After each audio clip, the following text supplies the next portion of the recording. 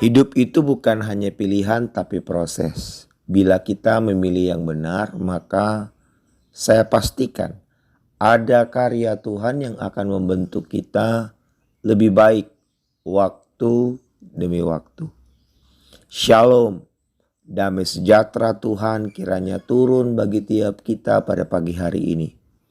Sehingga apapun proses yang Tuhan luaskan untuk kita ada di dalamnya, kita bisa meresponi dengan ucapan syukur. Saya teringat perkataan Ayub yang tercatat dalam kitab Ayub pasal 23 ayat 10. Ia berkata, "Ia tahu jalan hidupku, seandainya ia menguji aku akan timbul seperti emas." Bapak Ibu kekasih di dalam Tuhan, Allah kita adalah Allah Alfa dan Omega. Ia yang adalah awal dan akhir. Sehingga Dia mengerti apapun yang Dia putuskan untuk kita jalani pasti berujung sesuatu yang baik. Karenanya tetapkanlah kehidupanmu di dalam Tuhan dan biarlah seiring dengan kita mendengar renungan ini, kita makin dikokohkan. Saya kembali mengajak kita untuk merenungkan kisah perjalanan Abraham. Ia bermula dengan panggilan Abram yang kemudian Tuhan ubah karena telah lewati proses menjadi Abraham, bapa orang percaya. Tuhan penuhi segala apa yang dijanjikan karena Abram mempersembahkan komitmen penuh terhadap panggilan Tuhan. Kejadian pasal 13 ayat yang pertama. Lembaga Alkitab Indonesia memberikan judul pada bagian ini, Abram dan Lot berpisah. Saudara-saudara, kita tahu di pasal 12 sanak keluarga yang ikut Abraham hanyalah Lot. Dan pada bagian ini Tuhan proses Abraham untuk benar-benar berjalan bersama-sama dengan Tuhan tanpa ada pendampingan siapapun di sekitarnya. Ayat pertama demikianlah firman Tuhan, "Maka pergilah Abram dari Mesir ke tanah Negeb dengan istrinya dan segala kepunyaannya, dan Lot pun bersama-sama dengan dia. Adapun Abraham sangat kaya, banyak ternak, perak dan emasnya. Ia berjalan dari tempat persinggahan ke tempat persinggahan, dari tanah Negeb sampai dekat Betel. Maka kemahnya mula-mula berdiri antara Betel dan Ai, ke tempat mesbah yang dibuatnya dahulu di sana. Disitulah Allah memanggil nama Tuhan. Juga Lot yang ikut bersama-sama dengan Abram mempunyai domba dan lembu dan kemah. Tetapi negeri itu tidak cukup luas bagi mereka untuk diam bersama-sama, sebab harta milik mereka amat banyak sehingga mereka tidak dapat diam bersama-sama.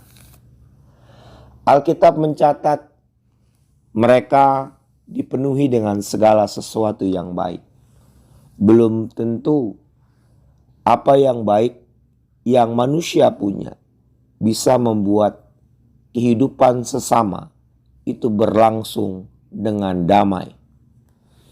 Karena banyaknya harta mereka dan sedikitnya area, maka kemudian ada perselisihan. Bapak Ibu kekasih di dalam Tuhan, ini realita kehidupan. Maka manusia bukan diproses oleh alat atau benda mati. Alkitab berkata manusia menajamkan sesama. Besi yang menajamkan besi. Itu sebabnya kalau kita menjalani kehidupan ini, orang terdekat Tuhan izinkan untuk membentuk kita lebih baik, maka bersyukurlah. Teman di kantor, rekan kerja, teman sepelayanan, bahkan orang-orang yang kita pimpin atau pemimpin kita. Tuhan bisa pakai siapapun untuk membentuk kehidupan kita, khususnya spiritual, dan kemampuan kita untuk dapat menata jiwa kita dengan baik dan benar. Tuhan mau kita punya kestabilan emosi, sehingga kita tidak cepat untuk mengambil reaksi. Saudara-saudara kekasih di dalam Tuhan, Alkitab juga mencatat di dalam tinggal tenang terdapat kekuatan. Karenanya Abraham dan Lot, karena mereka mempunyai area yang tidak cukup luas, kemudian Alkitab mencatat terjadinya perpisahan. Tapi satu hal yang saya lihat dari kisah ini, bahwa Tuhan rindu untuk menjalin persekutuan yang lebih erat dengan Abraham. Sehingga Abraham benar-benar punya pemahaman dan pengalaman hidup hanya berinteraksi dengan Tuhan. Yang kemudian seluruh hal yang baik ini dia wariskan kepada pemegang janji yang sudah Tuhan berikan di kehidupan Abraham, yaitu Ishak. Jadi, kalau seakan-akan kita berjalan sendiri, lihat ke atas, buka hati, pertajam pendengaranmu, maka engkau akan melihat bahwa kita ada dalam genggaman. Kita sedang digendong oleh pribadi yang telah melintasi masa. Jangan takut.